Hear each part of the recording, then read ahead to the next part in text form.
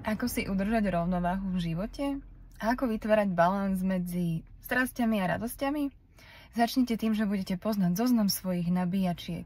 Teda činnosti, aktivít, ľudí, ktorí vám jednoducho vašu baterku dobíjajú, robia vám radosť. Cítite sa pri nich dobre. Občas sa stáva, že tak trochu zabudneme na to, čo nás baví, alebo sa nám jednoducho veci v živote zmenia, pretože život sa mení, meníme sa aj my.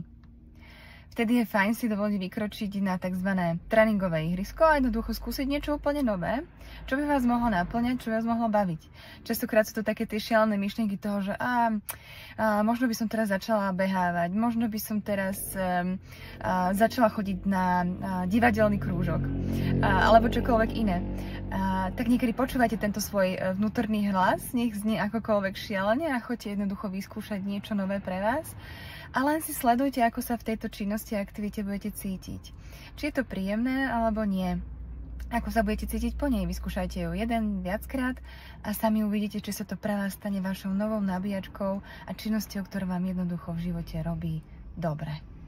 Ja momentálne idem na svoje nové tréningové ihrisko, pretože smerujem na hodinu Qigongu a toto učenie ma vždycky lákalo a teraz som si povedala, že je to správne obdobie na to, kedy to jednoducho vyskúšať a zistiť, či to bude moja dobíjačka.